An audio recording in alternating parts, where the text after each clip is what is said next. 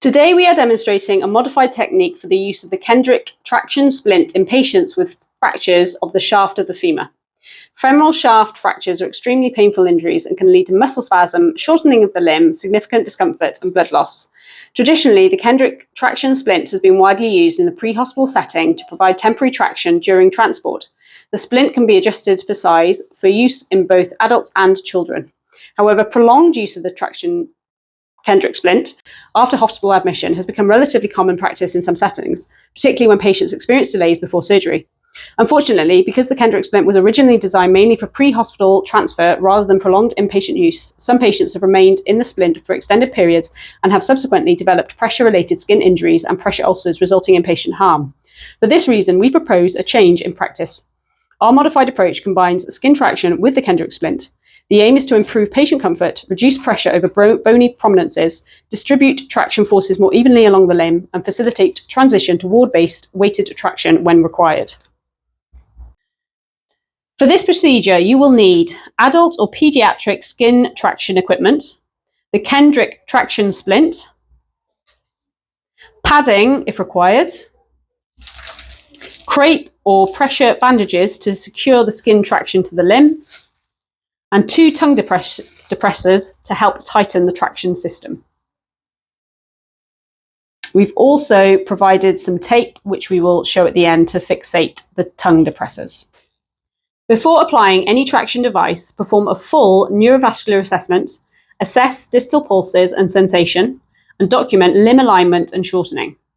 Adequate analgesia should always be provided. Depending on the patient and clinical situation, procedural sedation may also be considered. The fascia iliaca compartment block should also be considered as part of a multimodal pain management.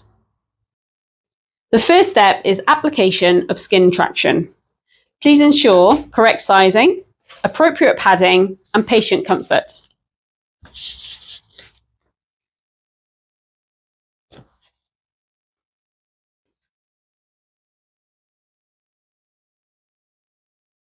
When applying the skin traction, leave approximately 2 to 3 centimeters between the heel and the distal traction strap to reduce pressure on the heel and help prevent pressure injury. The securing bandage is then applied around the lower limb and thigh to secure the skin traction in place. Care should be taken to avoid excessive pressure over bony prominences, particularly around the fibular head and heel.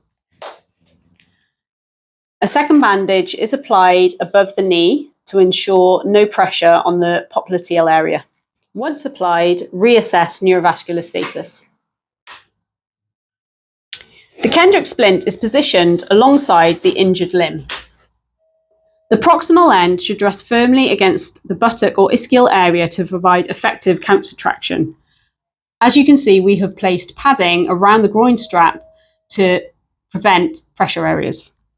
The splint should also be long enough to distally allow adequate room for traction to be applied through the skin traction cords. In this modified technique, the distal traction mechanism of the Kendrick splint is attached directly to the skin traction cords rather than to the traditional ankle hitch.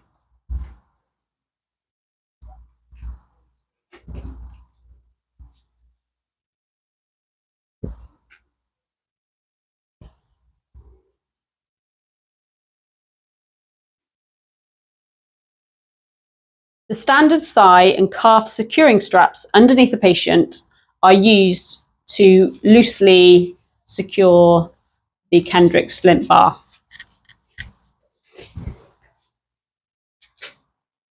Traction is then applied slowly and carefully.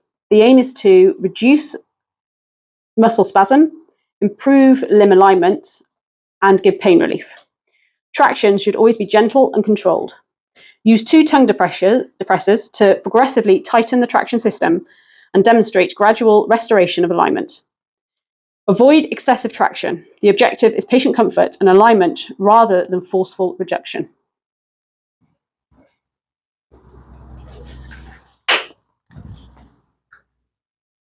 The tongue depressor can be secured to the Kendrick splint pole with pink tape.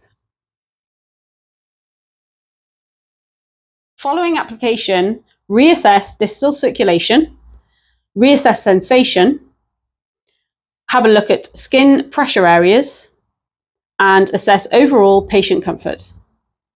Once the traction has been applied, an X-ray should be performed to assess the position and alignment of the fracture and confirm satisfactory traction. One of the major advantages of this modified technique is the smoother transition from the emergency department to ward-based care. Once the patient arrives on the ward, the skin traction setup can easily be connected to weighted traction without needing to remove the entire setup.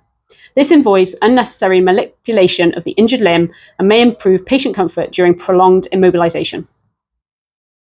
Thank you very much to everyone who has been involved in the making of this video. A special thank you to Vicky and Nicola, our ED consultants, for their advice, support, and guidance throughout the process. Thank you to Sarah for the amazing voiceover, to Amanda, Jasmine, and Kino for the acting, to Matt for the logistics, and to Ash for helping with the video script. Your time, effort, and support have been hugely appreciated.